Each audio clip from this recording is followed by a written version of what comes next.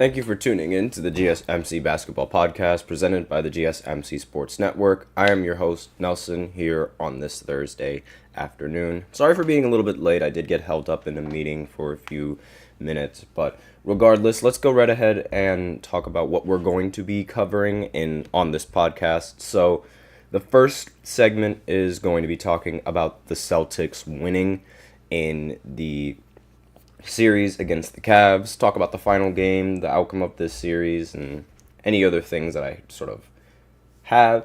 And second segment is going to be talking about the Mavericks and their series against the OKC. The Mavericks ended up bouncing back, winning in Game 5, so I'm going to talk a little bit about that game as well.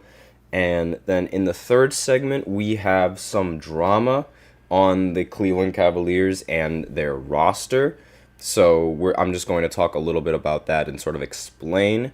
And then in the fourth segment, we are going to talk about the Lakers and who they are going to get as the new head coach, who's going to be the most likely person to be the coach. And Paul Pierce did have some comments towards JJ Redick, who is in the contention of being the new coach for the Lakers. We also have a fifth segment that which I'm going to reveal after the fourth segment, so stay tuned for that. Before I begin, I'd like to remind everybody to please remember to use the link in the description to get your comments recognized, or the link displayed below the ticker on every single show segment.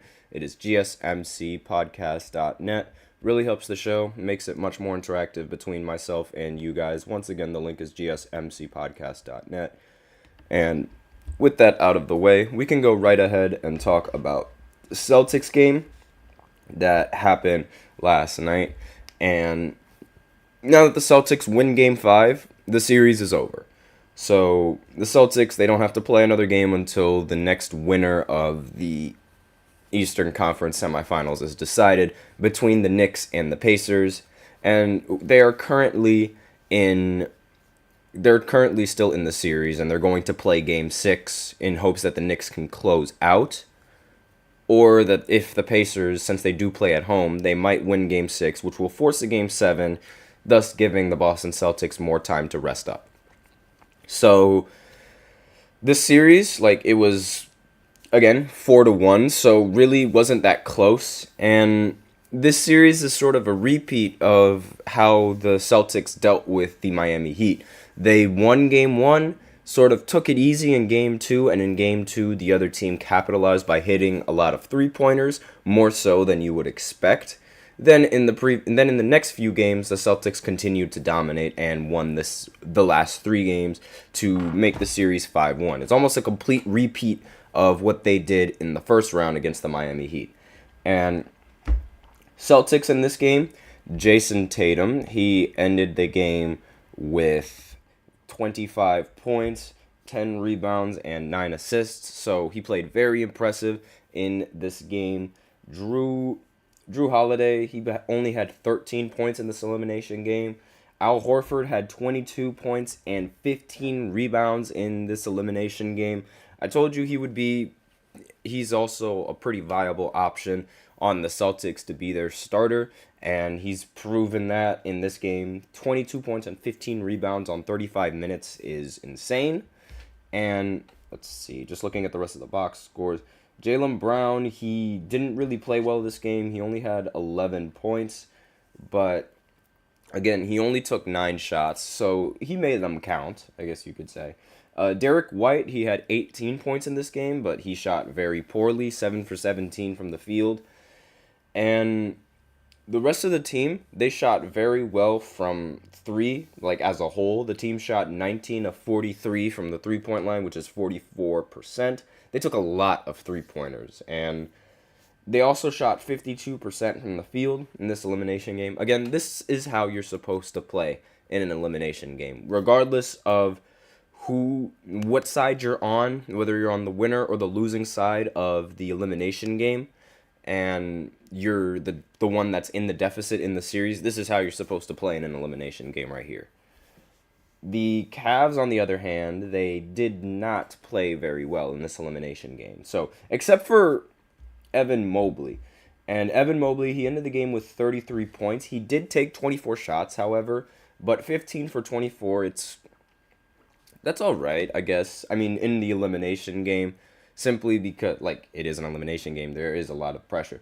Darius Garland did not play well in this elimination game at all. He shot 4 for 17 from the field, and he only scored 11 points, which is really, really bad for an elimination game. Max Strus did not play well in this elimination game either. And the fact that Marcus Morris was the second best player on the Cavs, 10 for 13 from the field in this elimination game, is a big problem for the Cavs. Like, Garland is supposed to be that second option, and here he is going 4 for 17 from the field. And he was also very underwhelming this season. I thought for sure he was going to take a leap and become a 22, 25 point per game scorer, but that hasn't happened yet. And he's averaged 18 points and 6 assists, which isn't bad, but again, it's still like a step back from what I thought he would be, or how I thought he would be playing, especially in this playoff series. Like, I thought this would elevate him, but turns out it did the exact opposite. So, pretty bad news for the Cavs, and the Cavs, now they're out of the playoffs for the second straight season. And the Cavs, in franchise history, have only made it out the second round twice without LeBron James. And the last time they did that was 32 years ago. With LeBron, they made 6 Eastern Conference Finals. And it really hasn't been the same for the Cavs. However, I do have to give them props because this is the first time in literal decades that they look like a functioning team, and without LeBron James guiding them. However, there is drama around this Cavs team. I'm not going to talk about that. I'm going to save that for the third segment. So if you're interested in the Cavs drama, be sure you tune in to the third segment after I talk about the Mavericks and the OKC game. But I mean, like, the Celtics, I'm going to focus talking more about the Celtics. Like, they're just the better team in this series. They've always been the better team in every single series that they've played, and they've had it a little bit lucky, I will say. Like, even though they still outclass their opponent, they've had it lucky in the sense that they didn't have to play their opponent fully healthy. Like, they didn't, and honestly, it seems like that's going to be the case for the next round if the Knicks win. Because if the Knicks win in the next round, they're an injury prone team, and they're also a team that has a couple of players on the bench due to injury, like Julius Randle and Mitchell Robinson. Those are very important players for the Knicks, and they're not going to be in the rotation against the Boston Celtics. So again, the Celtics are going to have even more of an advantage going into the series because the Knicks aren't healthy. Similar to how the Miami Heat wasn't healthy since they didn't have Jimmy Butler playing in the series, and similar to how Donovan Mitchell wasn't healthy after Game 4 due to a calf strain. And once Donovan Mitchell went out with a calf strain, the series was basically done and decided. And similar to how when Jimmy Butler went out for the Miami Heat, the series was done and decided. The series was already decided before the series even started. There was no way in hell that the Celtics were going to lose that series or any of those series when those players were injured. It looked dreary in Game 2, but it's been looking dreary in Game 2 for the Celtics team every single time in the series. And again, even though it is a little bit easier, that doesn't mean that they weren't going to win, and Jimmy Butler would have made that much of a difference. Because Jimmy did say, if I played in the series, then things would have been different. No, they wouldn't have. I'm sorry, they wouldn't have been different. The Celtics team is ridiculous. The Celtics team it outmatches everybody else in the Eastern Conference. And Hopefully, the Knicks could beat them. They do have a solid chance, but then again, just a solid chance. There's no guarantee, given how overpowered the Celtics are and their roster is. This is by far their best team that they've had with Jason Tatum, in and their best team with in the Celtics overall in a while. So we'll see how the Knicks and the Pacers series go. They do not play tonight, unfortunately, for whatever reason. I have no idea why they're not playing tonight. They will play tomorrow, however, at 8:30, and obviously, I'm going to be tuning into that game, but I'm very surprised that they aren't going to be playing tonight. It's a little. Maybe it's because they have to shift the series over to Indiana, which is why they aren't going to be playing tonight. But the Timberwolves and the Nuggets, they are going to be playing tonight. So I might as well go ahead and give my predictions for that game. I think the Nuggets are going to easily close them out. And granted, my picks so far, they haven't really been that good. So if you should probably vote against the Timberwolves, because Ant did say, "See you in Game 7." So I don't think he has any intention of losing that game. And Ant is dangerous. He's very dangerous. So that's all I got to say on this first segment. So we are out of time. And now we will go ahead and go into the second segment, where I talk about the Dallas Mavericks and the Thunder and their playoff series and how that's going right now, how it's looking for them. So I will be right back after this short break. I feel like I'm losing my mind. Is everybody in the world blind? Please, Lord, give me a sign, a sign. I feel like I'm losing my mind. Is everybody in the world blind? Please, Lord, give me a sign, a sign. I wanna be the greatest. Everybody on the fake shit. I look around and feel like everybody is the fakest. I make this every day and I'm impatient, hoping one day I blow up from the basement. Statement, the top is so vacant. I don't hear shit that I think is amazing. Waiting for my day when I'm playing sold out shows for 1,000 faces. Hey, give me that crown. Get in my way and to be put down. It ain't your place, all this my town. If I want that shit, then I'll get it right now.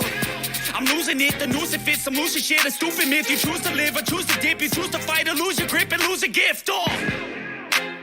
I feel like I'm losing my mind.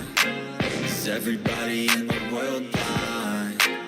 Please, Lord, give me a sign, a sign. I feel like I'm losing my mind. Is everybody in the world blind?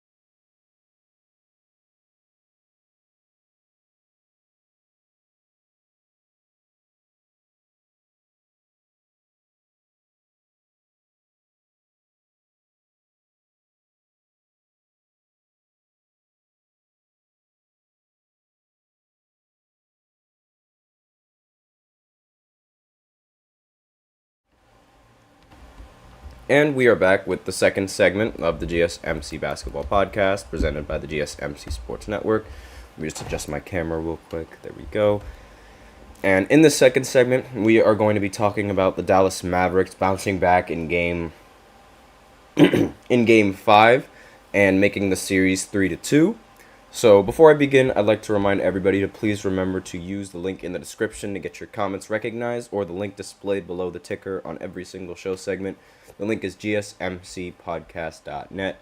Really helps the show, makes the show much more interactive between myself and you guys. Once again, the link is GSMCPodcast.net.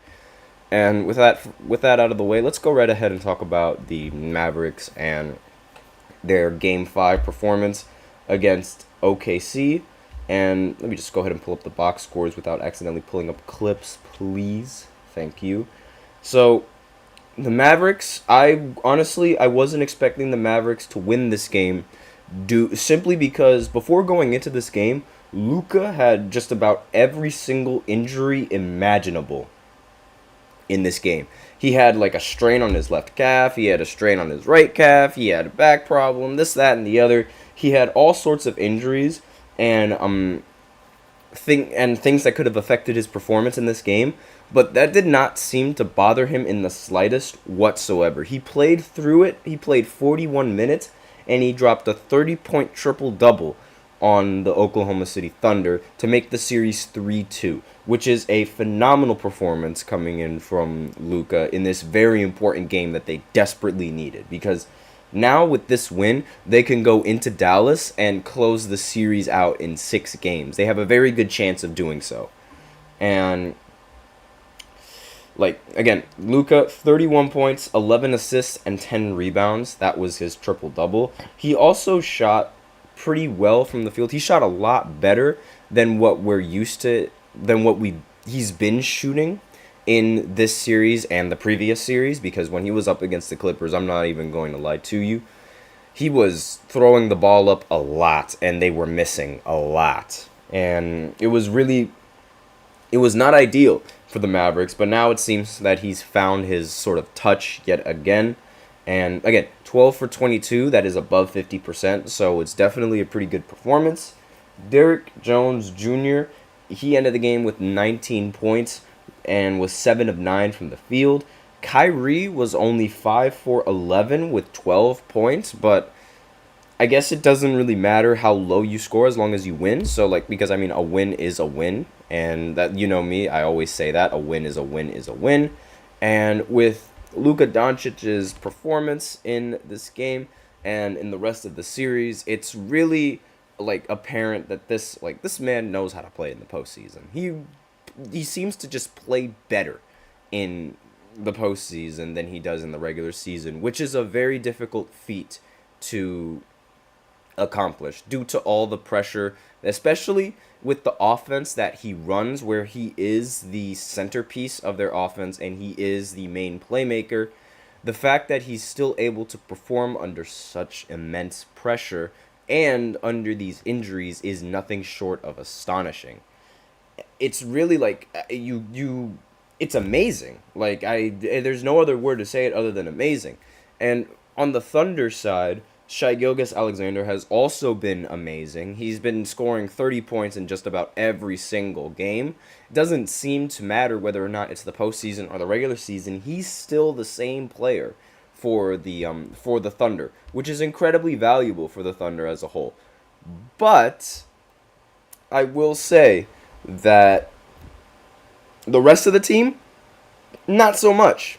It's just Shai in this series, and the team was sort of getting praised for having so many really talented rookies, and they're not showing up. And really talented rookies, talented stars, talented young stars, because not all of them are rookies, obviously, but a lot of them, like Jalen Williams, who has been a pretty good second scoring option for the Thunder, has been playing very poorly in this series. He averages 19 points per game throughout the season, but in this game, he only had 12 points and shot 6 of 13 from the field, which is, again, that's just below 50%, but when you take more shots than you have points scored, I just immediately think that that's a pretty bad performance. I'm sure we all can agree on that.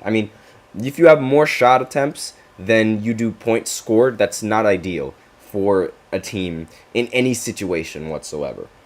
Lou Dort, he shot 4 for 11 from the field. Chet Holmgren, he shot 5 for 11 from the field with 13 points. Chet has been very underwhelming in this series, and I wonder where all that talk went. Oh, he should have been the Rookie of the Year. Oh, he's better than Victor Wembanyama. Like, where's all that now?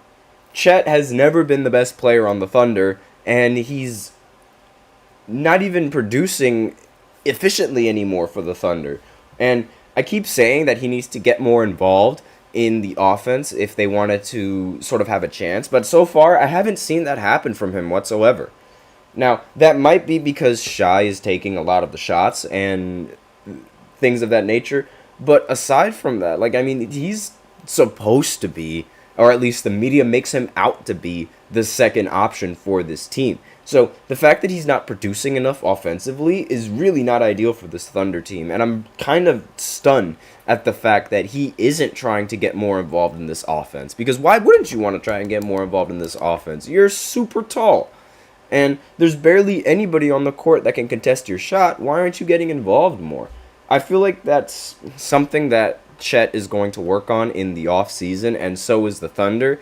They are still a relatively young team. This is the first time that they've ever been in a playoff situation. But regardless, I do still expect a lot more from Chet, and in this series has been rather underwhelming for him. And same with the rest of a lot of these players. I mean, Isaiah Joe, he was 2 of 9 from the field, and Cason Wallace was 1 for 7 from the field. So, again, it's really just a one-man army with Shai, who's consistently dropping 30 points, and then whatever comes in between. Now, again, that's actually very similar to how the Mavericks started out in the playoffs with Luka alone. Because in the first few series, then when they matched up against the Clippers, it was literally just like in 2020 and in 2021, it was literally just Luka Doncic trying to do everything, and then the rest of the players tried to pick up the slack. But the rest of the players just weren't picking up the slack. It's a very similar story for this OKC team. And again, rather disappointed in the performance from Chet. And the Mavericks, they're looking to close this series out in 6 games because they do play the next game in Dallas. And based on how they've been playing this series with Kyrie and Luka Doncic, I mean, Kyrie, he's due for a good game, so I'm pretty sure that's going to happen in Game 6 when they're at home in front of the Dallas Mavericks crowd. So expect to see a pretty good performance from Kyrie, a pretty good elimination game. He's always been pretty good in elimination games throughout his career in the postseason. So wouldn't be surprised if he's due for a good game. And I did mention the final score. It was 104-92. And there wasn't really much scoring coming. What the heck was that? There wasn't really much scoring in the, coming from the rest of the role players. But between Luka and Shai, there was a lot of scoring. So Shai had 30, and then Luka had 31. So that somewhat cancels out, and then it's up to the team to outperform the other team. Excuse me. And the Dallas Mavericks, they ended up outperforming the Thunder in the as a team. And they shot 40% from 3 compared to the Thunder shooting 25% from 3, which, again, not ideal if you're shooting that badly from 3. Makes total sense why they ended up losing. So that's all I have to say on this series. Expect the Mavericks to play the next game in Game 6 and most likely come out on top in that game. So next I'm going to go ahead and talk about the Cavs yet again, but this time there is some drama surrounding the locker room with a lot of problems between Donovan Mitchell, Darius Garland, and even Jared Allen. So I will be right back after this short break, so stay tuned for that. Looking for your daily fix of sports talk without having to pay for it? GSMC Sports Network is available on YouTube. Just search GSMC Sports Network. Get your fix of daily sports talk shows on YouTube, absolutely free. NFL, college football, NBA, MLB, MMA, UFC, fantasy football, and so much more. GSMC Sports Network has shows running all day long, with new sports shows starting every 2 hours. Just like on your favorite cable sports channel, except GSMC Sports Network is absolutely free. Just search GSMC Sports Network on YouTube to catch one of your new favorite shows, like the GSMC College Football Podcast. Chip Shot Football Podcast, Hoops and Heels Women's Sports Podcast, GSMC Basketball Podcast, and so many more. Check it out for yourself. GSMC Sports Network, now available on YouTube absolutely free. Search GSMC Sports Network on YouTube right now.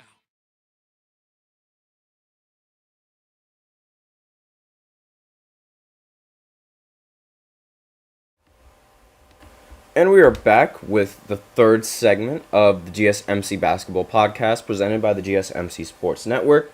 Now, in this third segment, we are going to be talking about the drama around the Cavs right after they lost to the Boston Celtics. Literally, immediately after they lost, this drama and this information sort of unveiled.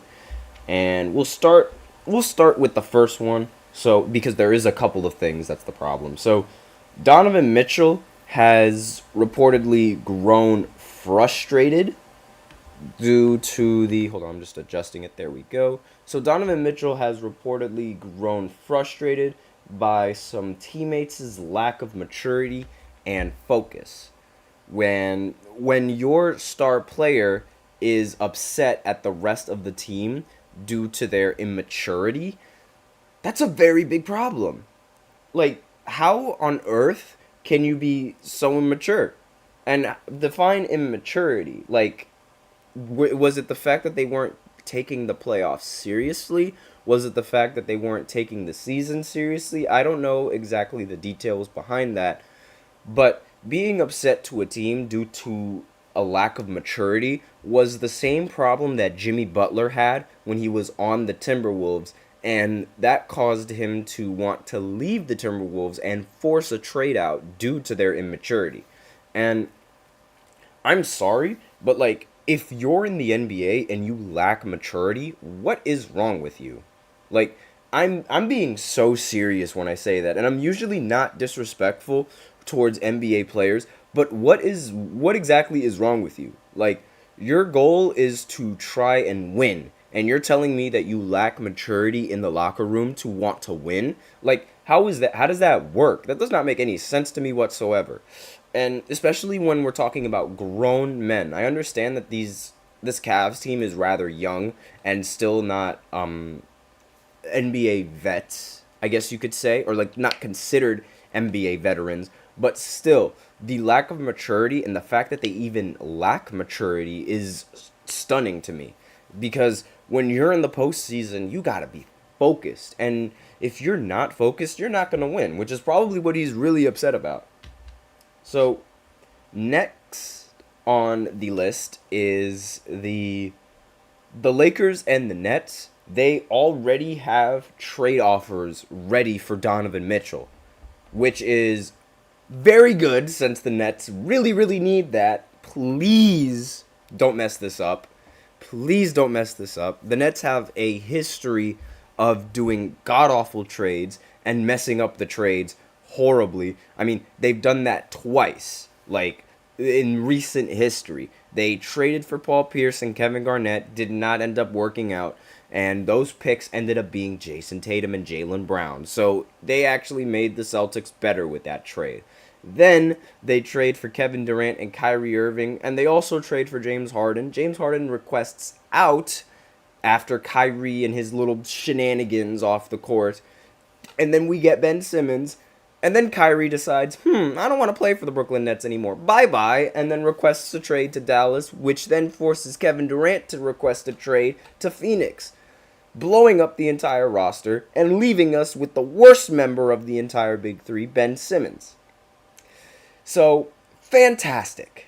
And as for the Lakers, I honestly think like the Lakers are just thrown in there simply because they're always thrown in there when we're talking about big-time free agents. It doesn't matter if it's Paul George. It doesn't matter if it's Kawhi. It doesn't matter if it's DeMarcus Cousins in his prime. It doesn't matter if it's Michael Jordan for all we care about. Like, they get all the superstar attention. Even Kyrie Irving. Like, there were talks that Kyrie Irving was going to get traded to the Lakers, and that never happened whatsoever.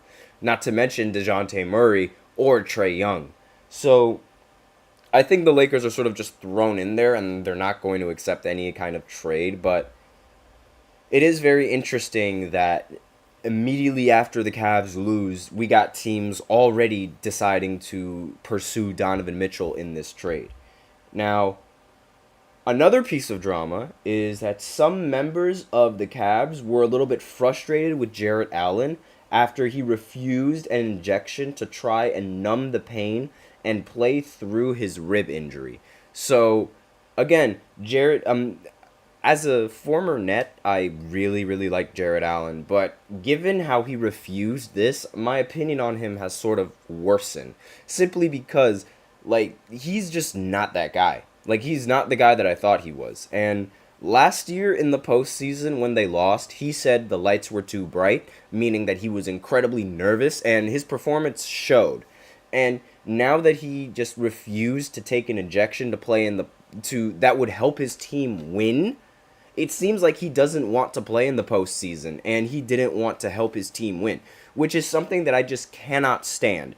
If you have the ability to play the game and to help your team win, you gotta lace up and you gotta go out there and play for the sake of your team. Because not doing that is just going to leave a sour impression on not just your teammates, but the rest of your fans. Because now we're getting this confirmation, and it's like, Jarrett Allen could have played in this game, but he decided not to because he was a big scaredy cat. You can't do that. You simply cannot sit through. And it's the same problem that I had with Ben Simmons when Ben Simmons was allegedly going to play in Game 4 and help the Brooklyn Nets win, and then right at the end, hold on, let me actually snap my fingers properly, right at the end of right before Game 4 was going to start, he was ruled out. And that infuriated me to the bone. This infuriates me to the bone. Because how are you going to be a second option for your team and you don't even want to help them win a playoff series? That is unacceptable to me.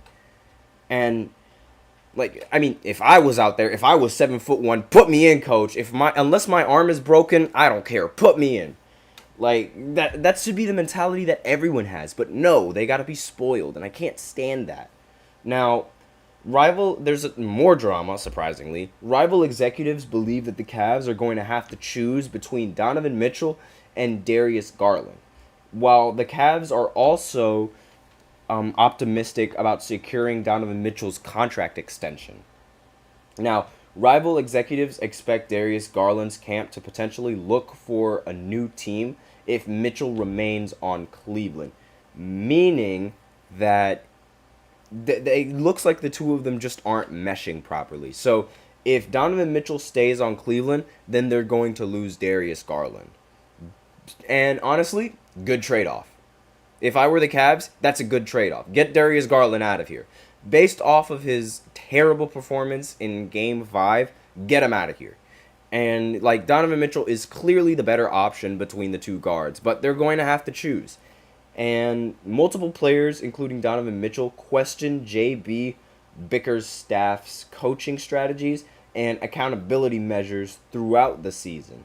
And Bickerstaff's job is in jeopardy. The Cavs will make a decision in the coming days. That's all the drama that we have for the Cavs, and it's a lot of drama to unfold. So it's really just going to be surrounded on what Donovan Mitchell wants to do, what Darius Garland is going to do in response to what Donovan Mitchell wants to do, and what the Cavs want to do with their head coach. And honestly, it's going to be very, very interesting for this offseason. I think that the Cavs are going to try and pursue Donovan with that max, and Donovan Mitchell is going to take the max because obviously why wouldn't you take the max? And due to Donovan Mitchell taking the max, that is going to force Darius Garland out of Cleveland and thus opening up the trade blocks for other teams, which I'm not going to be surprised if the Lakers are going to pounce on that trade deal and try to get Darius Garland on the Lakers and see if he's going to be a better option for the team, because quite frankly, I think the Lakers are sick of D'Lo. I know I'm sick of D'Lo, so I wouldn't be surprised if the rest of the Lakers roster is sick of that man. And again, this is going to all be decided once Donovan Mitchell makes his decision, but given how he doesn't like the lack of maturity on the team, maybe he's going to want out anyway. Unless the Cavs can do some serious changes in the roster, which I doubt. Like, I'm sorry, but the Cavs front office is horrible. Like, it's plain and simple. They failed to give LeBron help for what feels like thousands of years, and they've messed up signings, they've messed up trades, they've messed up absolutely everything that you could, which ultimately drove LeBron out. So I think this is going to be no different for the Cavs. The Cavs are going to do Cavs things, and this is a simple Cavs team. The Cavs thing of having a terrible front office. And honestly, imagine if they choose Darius Garland over Donovan Mitchell. That would be absolutely hilarious. But regardless, we are out of time for this third segment. That's all the drama that I have to cover with the Cavs. And now we are going to go into the fourth segment where I talk about JJ Redick and the possibility of him being the new coach for the Lakers. So I will be right back after this short break.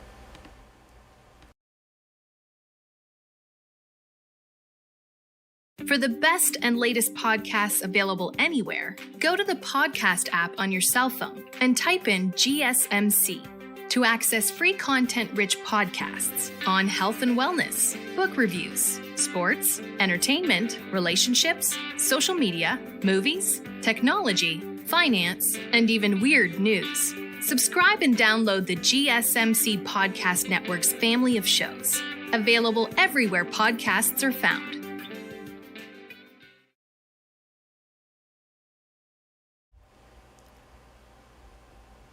And we are back with the fourth segment of the GSMC Basketball Podcast presented by the GSMC Sports Network.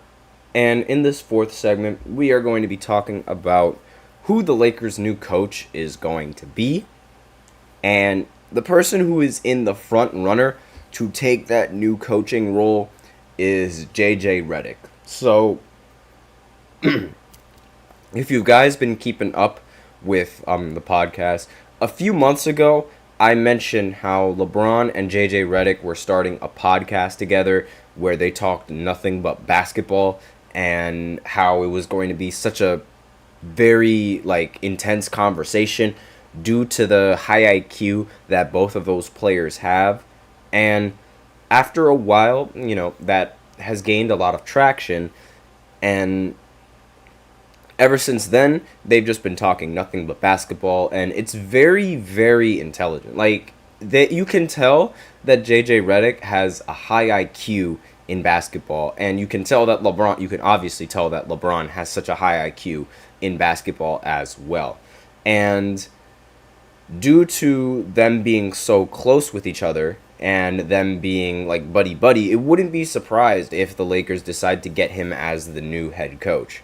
So months after they started their podcast, Darvin Ham got fired. And there's really no surprise that Darvin Ham was going to get fired. He was a horrible head coach. He was horrible with the rotations. He was horrible with the plays. He was just terrible.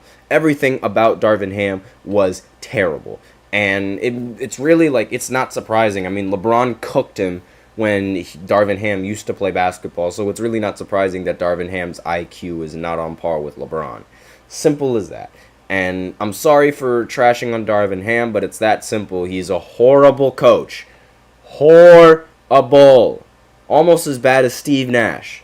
But regardless, since LeBron and JJ Redick have a really close relationship, now there is rumors that JJ Redick is going to assume the role as the Lakers head coach and replace Darvin Ham, which wouldn't be surprising, seeing as LeBron and JJ Redick, they do see eye to eye in some points when you listen to their podcasts, and they do seem to have a very big brain for basketball.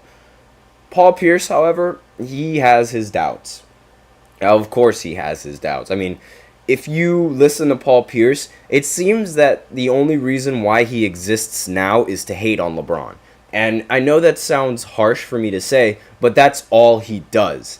And I'm sorry, Paul Pierce, but you're never going to be better than LeBron, no matter how badly you want him to be. And LeBron is better than you. It's that simple, and he just can't He just can't stand to hear that. He cannot stand the thought that LeBron is just better than him. And he cannot stand the fact that LeBron has dominated him throughout the entirety of his career and is still dominating in the NBA. So he's a certified hater. I am sorry to say it. He is a certified hater. And Kevin Garnett even called him out for his hating. He was like, at one point when Kevin Garnett and Paul Pierce were on the podcast, and like we're on their own podcast, on their own show, Kevin Garnett was talking to Paul Pierce like, he would dog you. You know he would dog you. It doesn't matter how old he is. He would dog both of us. And because Kevin Garnett, he has incredible respect for LeBron James as opposed to Paul Pierce, who has literally zero respect for LeBron James, which is very disappointing coming in from Paul Pierce. Like, I understand that, like, you're going to be butthurt about LeBron just owning you in every single playoff series and LeBron making you his Eastern Conference doormat throughout the entirety of your career. But regardless, it's like, you got to put respect where respect is due, and he's just butthurt at this point. So, the quote that he had was, "You hear JJ Redick on podcasts, they draw up plays. It sounds like he has a great IQ, like he has a great voice for coaching. It's like an Instagram model. It looks good all on there, and then you see it in person, it ain't what you think." That's what he had to say about JJ Redick and the possibility of him being the coach. And like, it's a very unconventional way to make his points, but there are arguments for that. Like, I'm not going to sit here and say that that's not entirely true, because again, coaching basketball and talking basketball are two completely different things. So there's no telling just how good JJ Redick is going to be as the new Lakers head coach, if he's even appointed as the new Lakers head coach. Like, we still have no idea whether or not he's going to even be the head coach for the Lakers. Like, it's just a very, very high chance given his relationship with LeBron on the podcast. And it's really like, I mean, again, not entirely sure how it's going to play out, because he could be selected, but at the same time he could also not be selected, and I wouldn't be surprised about either of them. And if anything, he would be selected due to the connection that he has with LeBron James and just how they talk basketball together. Because whatever JJ says, chances are LeBron is going to like agree with that, like, without a problem. And whatever LeBron says, JJ is most likely going to agree with that without a problem. Not only that, but Redick has also he also has pretty good experience as a player, being a role player, understanding rotations, and everything else in between. So I don't think it's anything like Paul Pierce's analogy. I actually am pretty optimistic about him being the coach, but then again, I sort of have to, I do have to think it through. Because, while I am optimistic, I'm also a little pessimistic due to the fact that Steve Nash was also a very good player when he was in the NBA. He was a very smart player, and he was also he was a very good point guard, very smart player, high IQ, but as a coach, he was not that good. He was a very bad coach. And his coaching schemes when he was on Brooklyn was give KD, give Kyrie, or give James Harden the ball, everyone get out the way and do something. That was basically what the offense looked like when he was on when he was the Brooklyn Nets' coach. And it somewhat hurted the team later on in their years.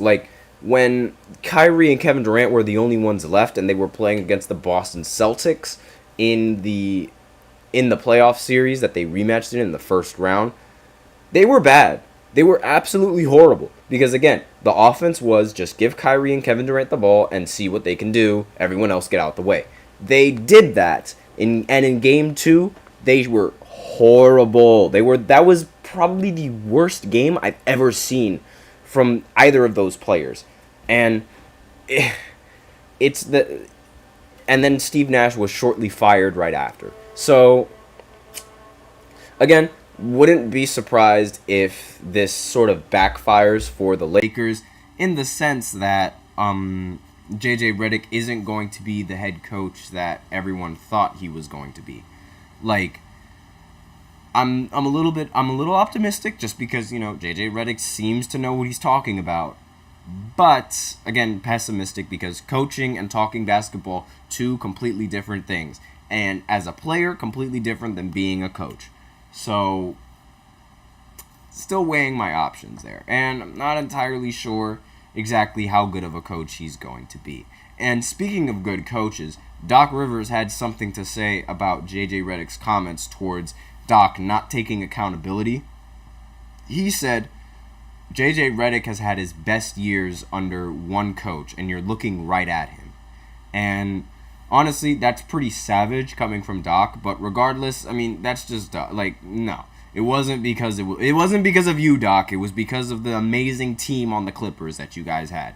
It was because of Chris Paul being an elite playmaker. It was because of DeAndre Jordan being a great center and Blake Griffin being a great power forward.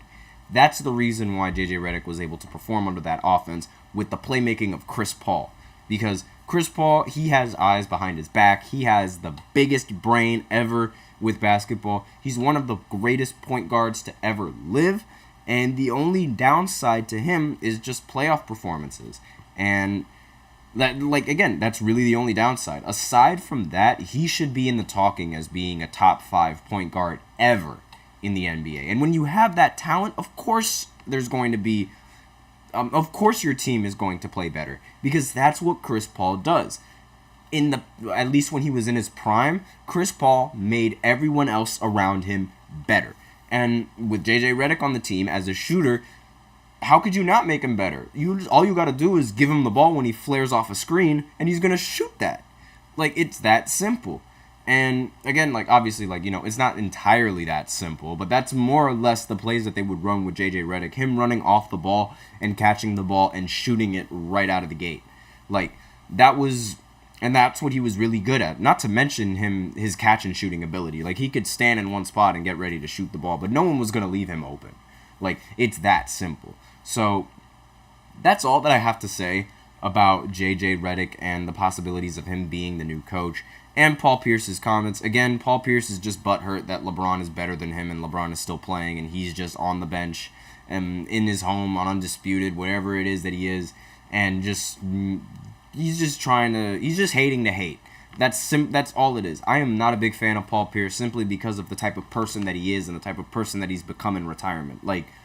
I'd expect these retired players to have some sort of respect for a lot of these new-coming players, as well as players that have beaten them several times. But they're just immature, and they're really butthurt about the fact that they lost, and it infuriates me, because it's how old are you? How old are you that you're still upset about it? Let it go. But that's all I gotta say about that segment, about this fourth segment. So now we will go ahead and go into the fifth segment, where I have some very, very sad news about the TNT crew in between, Shaq, Chuck, Kenny the Jet Smith, and Ernie. So stay tuned for this really sad news. It's going to be a rather shorter segment than the rest of them, so just stay tuned, because it's not good news.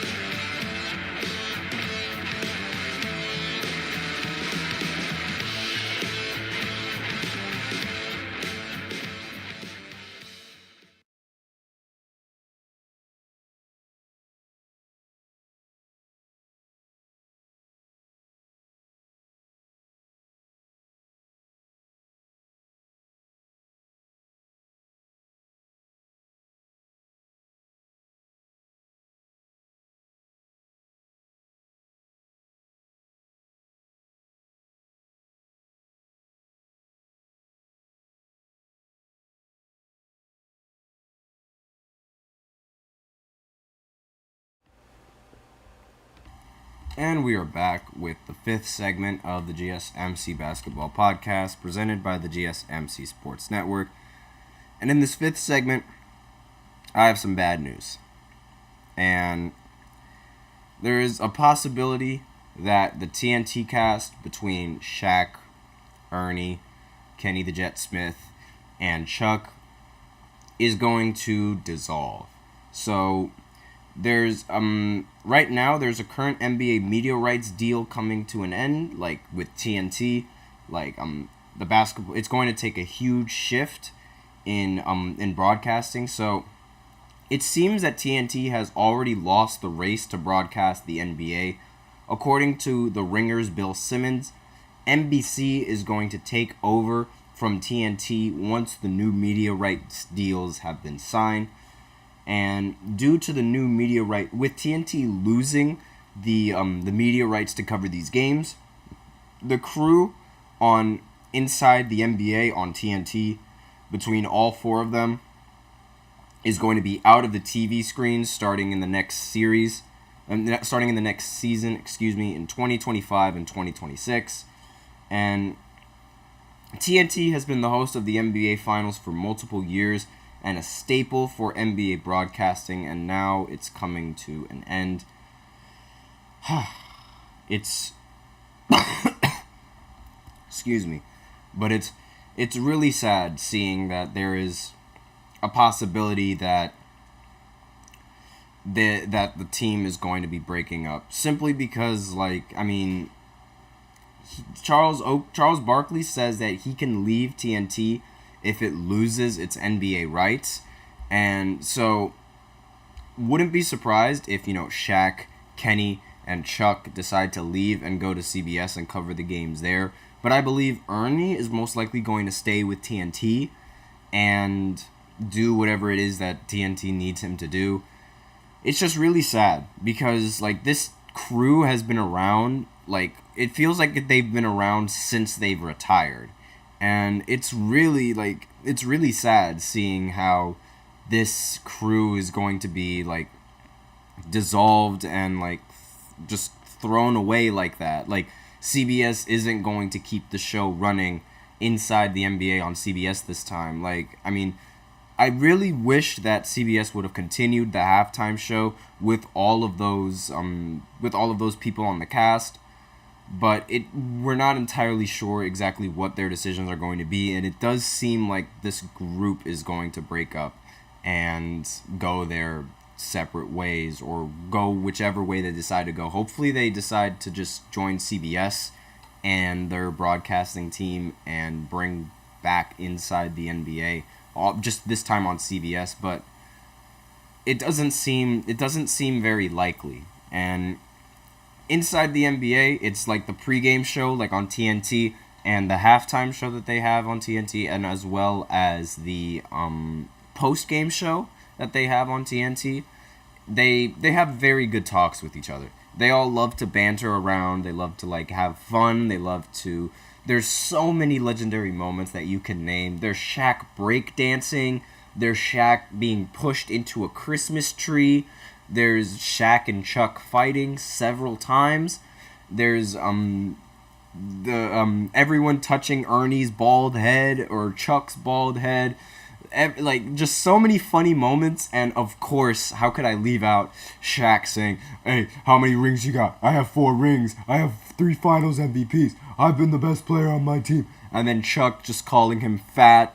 Chuck calling him Shrek. All sorts of things that are just absolutely hilarious, because, like, they're all friends at the end of the day, and they just love to banter with each other. And sometimes the NBA discussions turn into very heated debates between Shaq and Chuck, simply because Shaq refuses to let Chuck speak on anything. Whenever they talk finals, Shaq is just like, "Yeah, well, unlike you, we have experience winning in the finals." And it's like Chuck is always the center of being made fun of. Even when Kevin Hart was on the show, there was a point where Kevin Hart, like, when they were talking about him announcing his retirement from the All-Star game, he was like, I've already reached greatness. Like, it's over. Like, Shaq, you already know what it feels like.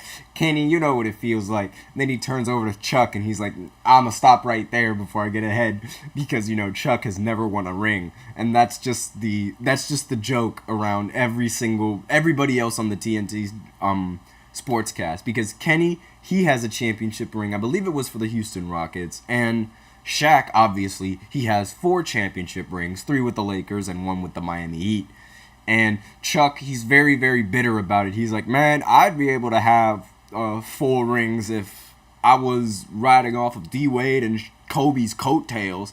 And obviously, you know, there's some truth to that, and there's also some untrue to that, because Shaq does have 3 Finals MVPs, meaning he wasn't carried by Kobe and he wasn't riding his coattail. He was, in fact, producing just as much, if not better, than Kobe Bryant in a lot of these series.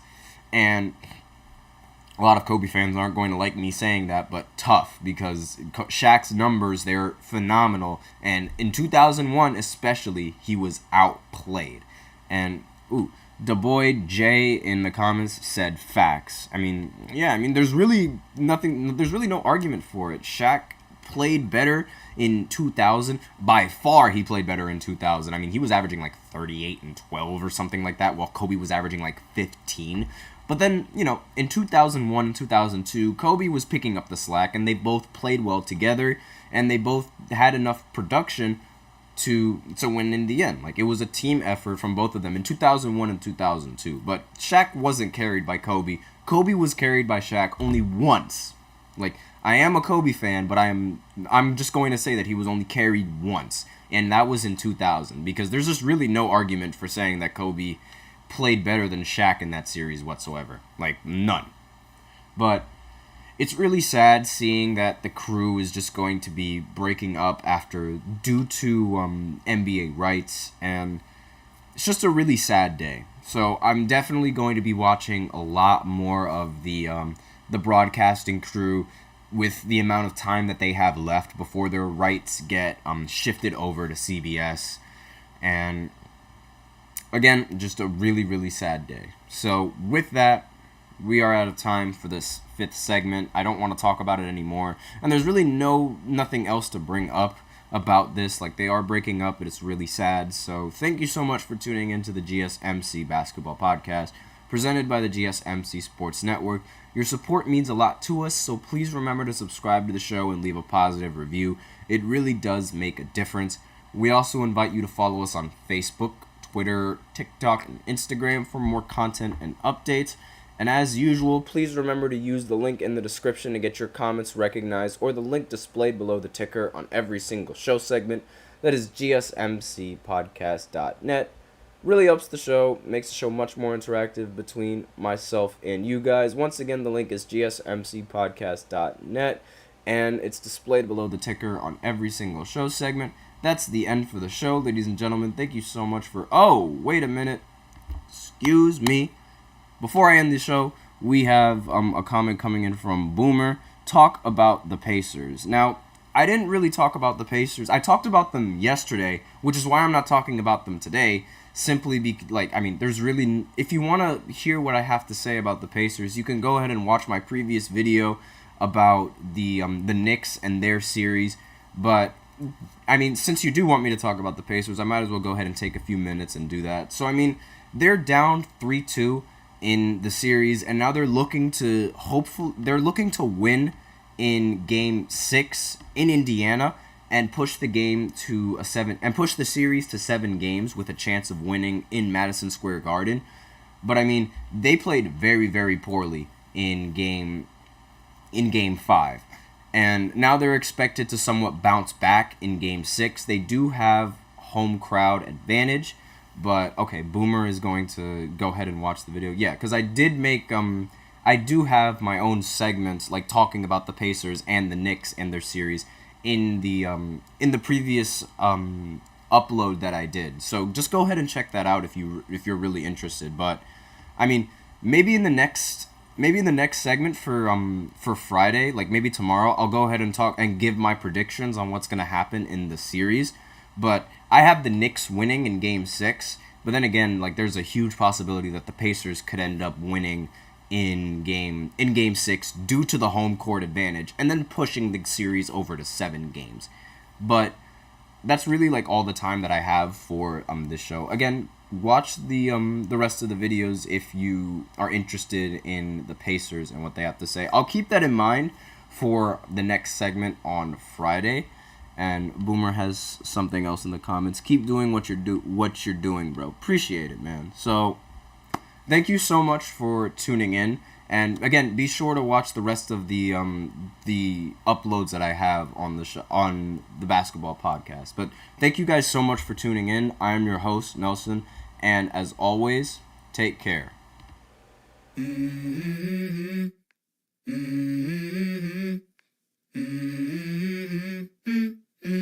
Let's go. I wake up to a little bit of drool on my pillow, feel like it's gonna be a bad day. Yeah, I'm tired of shit, and the coffee ain't hit yet, damn ain't that